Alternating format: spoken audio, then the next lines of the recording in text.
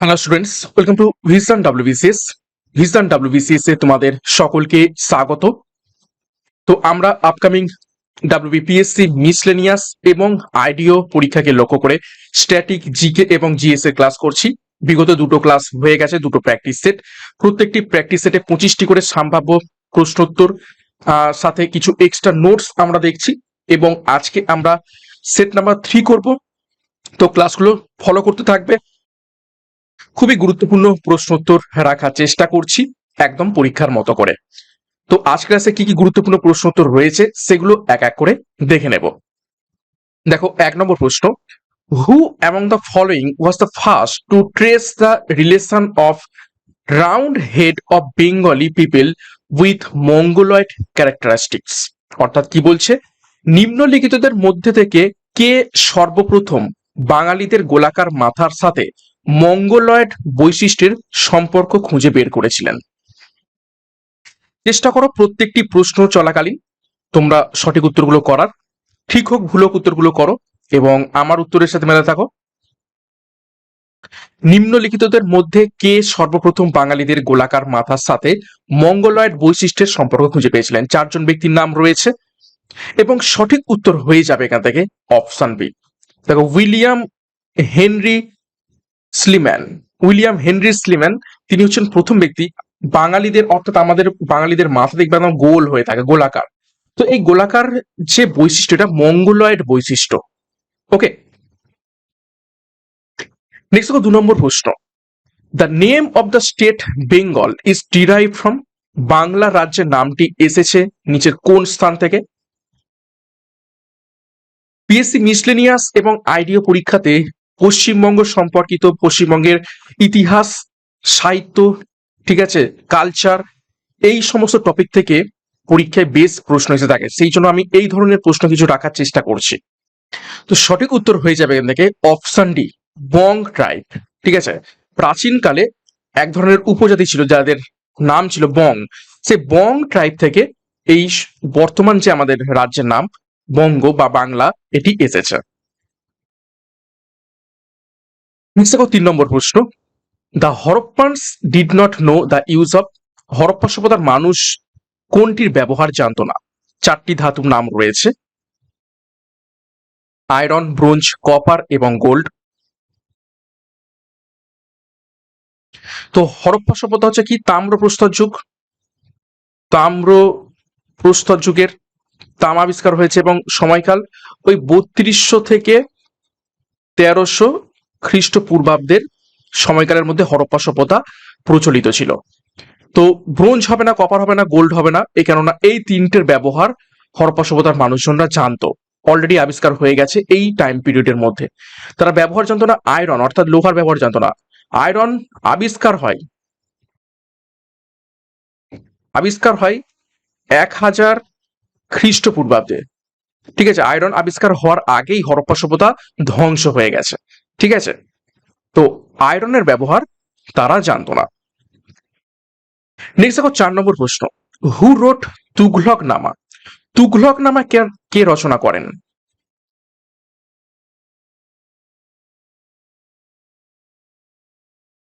নিচের কোন জন তুঘলক নামা রচনা করেছিলেন? সঠিক উত্তর হয়ে যাবে অপশন বি, আমির খসরু। আমির খসরু তুঘলক নামা রচনা করেছিলেন।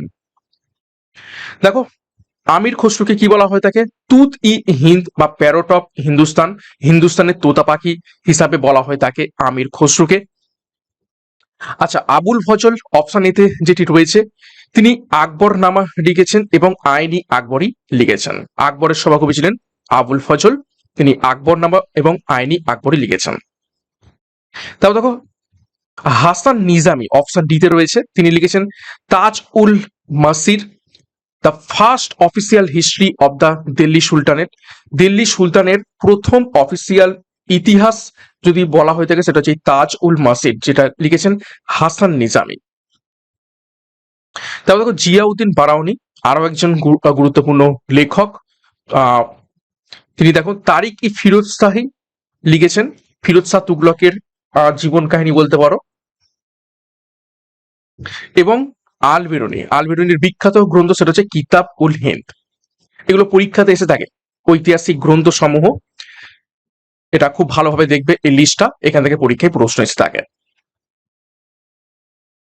নেক্সট দেখো 5 নম্বর প্রশ্ন, who was the first governor general of Bengal? বাংলার প্রথম গভর্নর জেনারেল কে ছিলেন?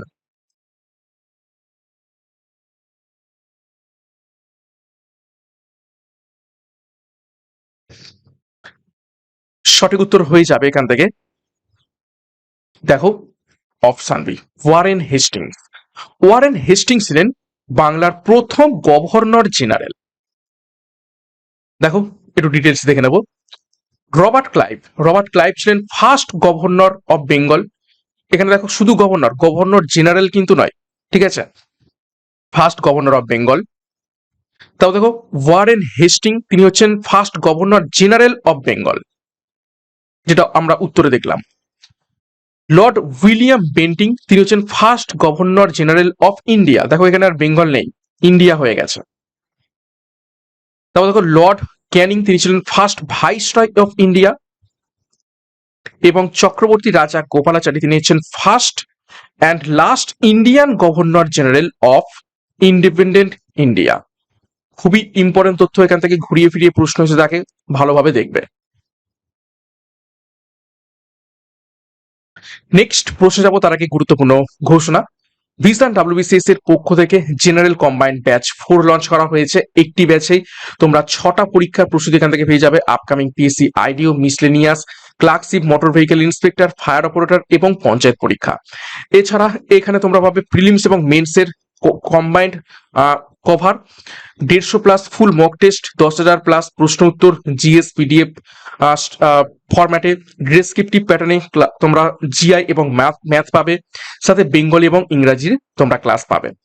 তোমরা যোগাযোগ করো এই ব্যাচ কোর্সে যুক্ত হতে গেলে 9333111815-এ, এবং আমাদের যে official app vision competitive exam app সেটাও ডাউনলোড করে নাও।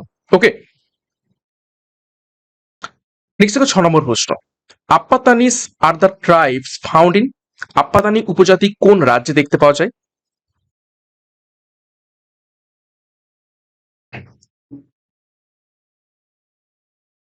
সঠিক উত্তর হয়ে যাবে অপশন বি, অরুণাচল প্রদেশ। দেখো অরুণাচল প্রদেশে কোন কোন উপজাতি সম্প্রদায়ের মানুষজনদের দেখতে পাওয়া যায়? আপাতানি, তারপর দেখো নায়েসি, মোংপা এবং আদি। মেঘালয় গারো, খাসি, তারপর দেখো জয়ন্তিয়া। নাগাল্যান্ডে অঙ্গামি, আও, তারপর দেখো কোন ইয়াক। এই সমস্ত সম্প্রদায়ের মানুষজনদের দেখতে পাওয়া যায় নাগাল্যান্ডে। আসামে দেখো বোরো, মিসিং এবং করবি। এবং সিকিমে ভুটিয়া এবং লেপচা। এই সমস্ত উপজাতি সম্প্রদায়ের মানুষজনদের আমরা এই সমস্ত রাজ্যে দেখতে পেয়ে থাকি। এখান থেকে পরীক্ষায় প্রশ্ন ঘুরিয়ে ফিরিয়ে এসে থাকে। নেক্সট 7 নম্বর প্রশ্ন, Umiam multipurpose power project is located in? Umiam বহুমুখী বিদ্যুৎ প্রকল্প কোথায় অবস্থিত রয়েছে?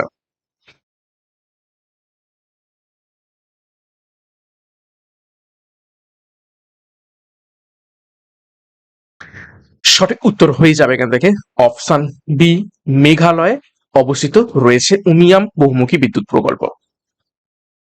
নেক্সট দেখো 8 নম্বর প্রশ্ন, article 359 of constitution authorizes the president of India to suspend the right to move any court for the enforcement of fundamental rights during? কি বলছে, সংবিধানের 359 নম্বর ধারা অনুযায়ী ভারতের রাষ্ট্রপতি কোন সময় মৌলিক অধিকার বলবৎ করার জন্য আদালতে যাওয়ার অধিকার স্থগিত করতে পারেন?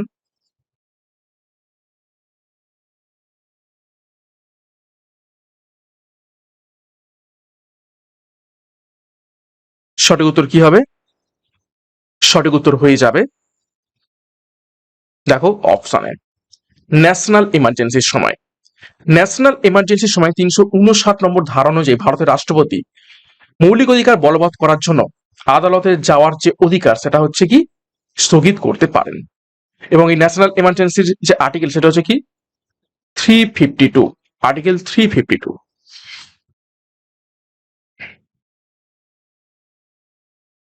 দেখো, আর্টিকেল 352 হচ্ছে ন্যাশনাল ইমার্জেন্সি, আর্টিকেল 356 সেটা হচ্ছে স্টেট এমার্জেন্সি বা প্রেসিডেন্টস রুল, আর্টিকেল 360 সেটা হচ্ছে ফাইন্যান্সিয়াল ইমার্জেন্সি এবং এখনো পর্যন্ত একবারও এটি চালু হয়নি বা লাগু হয়নি। Article 358 automatically suspends article 19 during national emergency, অর্থাৎ ন্যাশনাল ইমার্জেন্সির সময় আর্টিকেল 19 সাসপেন্ড হয়ে যাবে। এবং এখানে হচ্ছে দুটো ছাড় দেওয়া রয়েছে, আর্টিকেল 20 এবং 21 right to life and personal liberty can never be suspended. সমস্ত মৌলিক অধিকারগুলো স্থগিত হয়ে গেলেও আর্টিকেল 20 এবং 21 স্থগিত হয় না। ওকে, নেক্সট দেখো 9 নম্বর প্রশ্ন।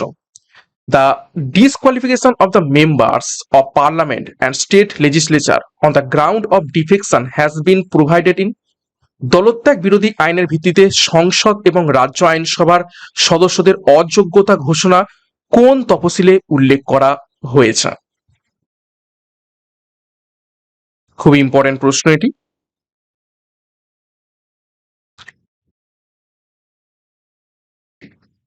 তো সঠিক উত্তর হয়ে যাবে option C, 10th schedule of the constitution. এবং এই 10th শিডিউল 1985 সালে 52তম সংবিধান সংশোধনের মাধ্যমে যুক্ত করা হয়। নেক্সট দেখো 10 নম্বর প্রশ্ন। Open market operation is a part of. খোলা বাজার প্রক্রিয়া কিসের অংশ?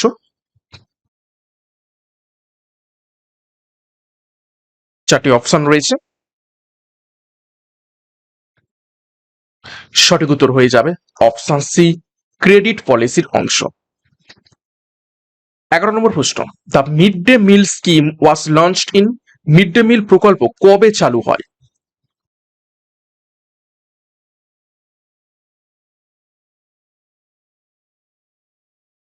সঠিক উত্তর হয়ে যাবে option B, August 15, 1995 mid day meal প্রকল্প চালু হয়। দেখো, মিড ডে মিল এখন বর্তমানে নামকরণ হয়েছে পিএম পোষণ, প্রধানমন্ত্রী পোষণ শক্তি নির্মাণ, যেটি 1995 সালে চালু হয়। তারপর দেখো এমজি এনআরইজিএ, এটি পাস হয় 2005 সালে এবং ইমপ্লিমেন্টেড হয় 2006 সালে। তারপর দেখো PM Jan Dhan Yojana, launched in August 28, 2014 for financial inclusion। 2014 সালে পিএম জনধন যোজনা লঞ্চ হয়। তারপর দেখো স্বচ্ছ ভারত অভিযান, 2014 সালের 2 অক্টোবর লঞ্চ হয়। এবং আয়ুষ্মান ভারত, এটি লঞ্চ হয় 2018 সালে। নেক্সট 12 নম্বর প্রশ্ন। মহাভাষ্য, an outstanding work in the fields of grammar, is composed by। ব্যাকরণ ক্ষেত্রে অসামান্য কাজ মহাভাষ্য কার রচনা করা?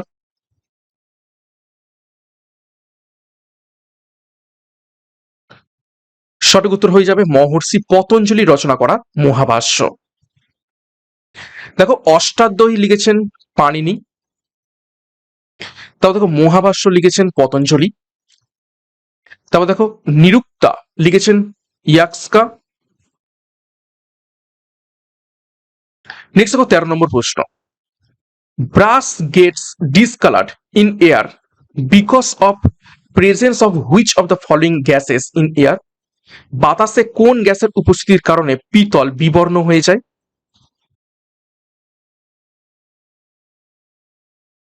পিতল সবুজ সবুজ হয়ে যায়।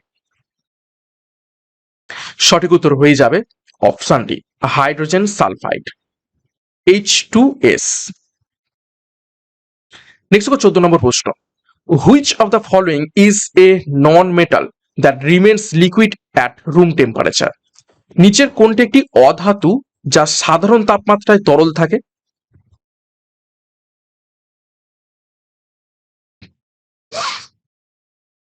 অধাতুর কথা বলা হয়েছে, নন মেটালের কথা বলা হয়েছে।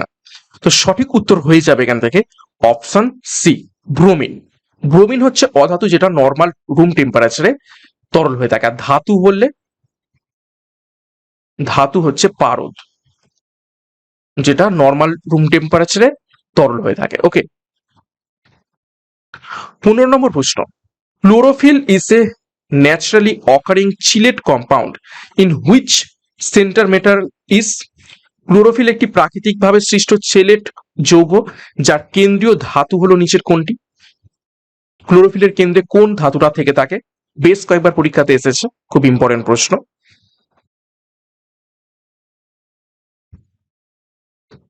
সঠিক উত্তর হবে অপশন বি, ম্যাগনেসিয়াম। 16 নম্বর প্রশ্ন, which of the following is not written by Munshi Premchand. নিচের কোনটি মুন্সি প্রেমচাঁদের লেখা নয়? চারটি অপশন রয়েছে, গবন, গাইড, গোদান এবং মানস সরোবর। কোনটা মুন্সি প্রেমচাঁদের লেখা নয়? সঠিক উত্তর হবে অপশন বি, গাইড। গাইড কে লিখেছেন? আর কে নারায়ণা। বাকি গবন, গোদান এবং মানস সরোবর লিখেছেন কে? মুন্সি প্রেমচাঁদ। নেক্সট 17 নম্বর প্রশ্ন, who amongst the following had called Rabindranath Tagore as the great sentinel. নিম্নলিখিতদের মধ্যে কে রবীন্দ্রনাথ ঠাকুরকে দ্য গ্রেট সেন্টিনেল বলেছিলেন?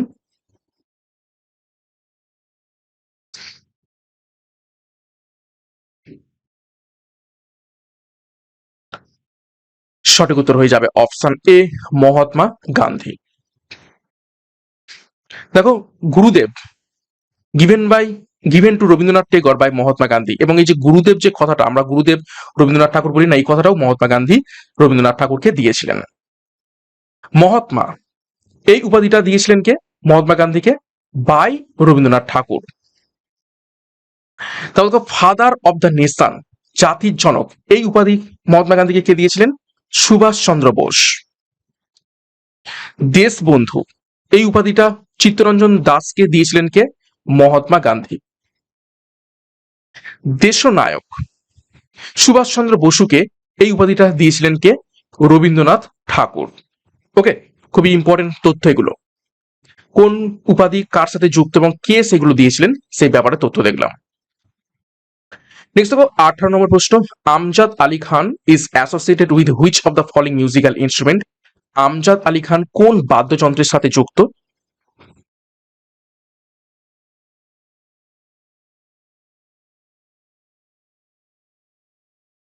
সঠিক উত্তর অপশন বি, সরোদের সাথে। দেখো, সরোদের সাথে যুক্ত কারা রয়েছেন? উস্তাদ আমজাদ আলী খান, আলী আকবর খাঁ, আলাউদ্দিন খান। সিতারের সাথে সম্পর্কিত পণ্ডিত রবি শঙ্কর, বিলায়েত খাঁ, নিখিল ব্যানার্জি। তবলার সাথে সম্পর্কিত কারা রয়েছেন? উস্তাদ জাকির হোসেন, আল্লাহ রাখা, কিষান মহারাজ। সানাইয়ের সাথে সম্পর্কিত রয়েছেন উস্তাদ বিসমিল্লাহ খাঁ, এবং বাঁশির সাথে সম্পর্কিত রয়েছেন হরিপ্রসাদ চৌরাসিয়া এবং পান্নালাল ঘোষ। খুবই ইম্পর্টেন্ট। নেক্সট 19 নম্বর প্রশ্ন, BC Roy award is given in the field of.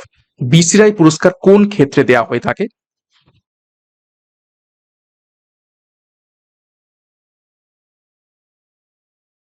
সঠিক উত্তর হয়ে যাবে অপশন সি, মেডিসিনে দেওয়া হয়ে থাকে। 20 নম্বর প্রশ্ন, the first death anniversary day of Shri Rajiv Gandhi was observed as. Shri Rajiv গান্ধীর প্রথম মৃত্যুবার্ষিকী দিনটি কি হিসাবে পালিত হয়েছিল?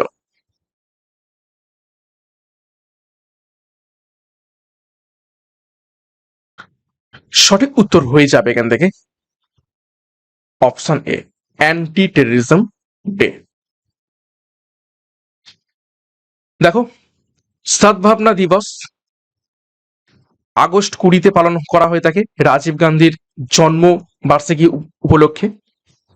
তারপর দেখো, national integration day November 19, Indira গান্ধীর জন্ম বার্ষিকী উপলক্ষে পালিত হয়ে থাকে। গুড গভর্নেন্স ডে 25শে ডিসেম্বর পালিত হয়ে থাকে অটল বিহারী বাজপেয়ীজির জন্মবার্ষিকী হিসাবে। তারপর দেখো, পরাক্রম দিবস জানুয়ারি 23, নেতাজি সুভাষচন্দ্র বসুর জন্ম বার্ষিকী হিসাবে পালিত হয়ে থাকে। নেক্সট 21 নম্বর প্রশ্ন, the centre for cellular and molecular biology is situated at, কোষ এবং আণবিক জীববিদ্যা কেন্দ্র কোথায় অবস্থিত রয়েছে, নিচে কোন শহরে?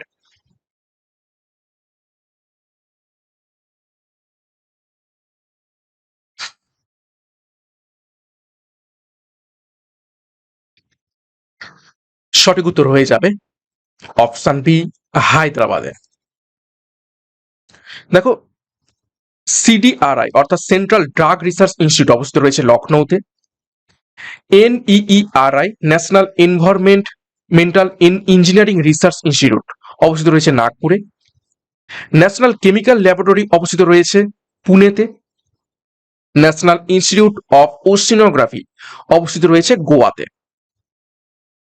নেক্সট 22 নম্বর প্রশ্ন, the blueness of the sky is mainly due to, আকাশের নীল রঙের প্রধান কারণ কি? আলোর কোন ধর্মের জন্য আমরা আকাশের রং নীল দেখতে পেয়ে থাকি?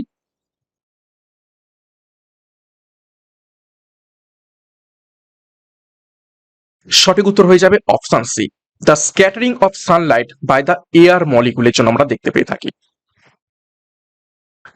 23 নম্বর প্রশ্ন, who invented jet engine, jet ইঞ্জিনকে আবিষ্কার করেন? এটা ইজি প্রশ্ন, প্রত্যেকেরই পারা উচিত।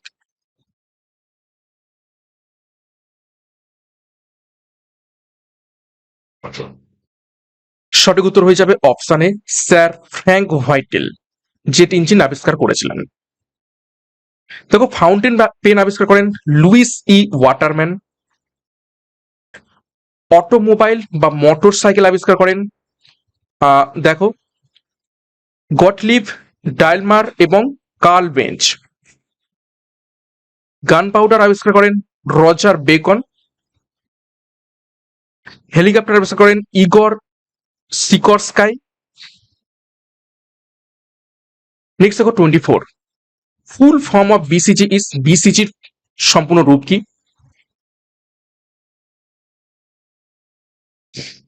বিসিজি হচ্ছে একটা টিকা, টিবি অর্থাৎ টিউবারকুলোসিস রোগের টিকা, ঠিক আছে? তো বিসিজির ফুল ফর্ম কি?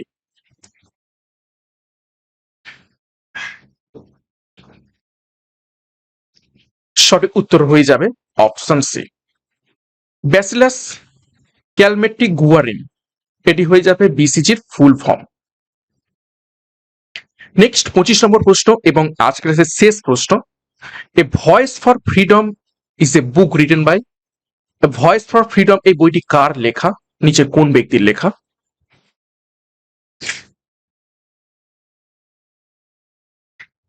সঠিক উত্তর হয়ে যাবে অপশন সি, নয়নতারা সেহগালের লেখা।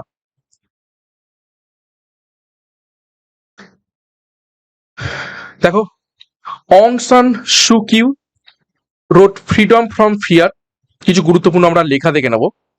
দেখো, বেনাজির ভুট্টো লিখেছেন রোড, দেখো ডটার অফ দ্য ইস্ট খুবই গুরুত্বপূর্ণ। দেখো, ইন্দিরা গান্ধীর গুরুত্বপূর্ণ লেখা মাই ট্রুথ। মালালা ইউসুফজাইয়ের গুরুত্বপূর্ণ লেখা আই অ্যাম মালালা। ওকে, তো এই পর্যন্ত ছিল গুরুত্বপূর্ণ 25টি প্রশ্ন উত্তর আজকের সেটের মিসলেনিয়াস এবং আইডিও পরীক্ষাকে লক্ষ্য করে।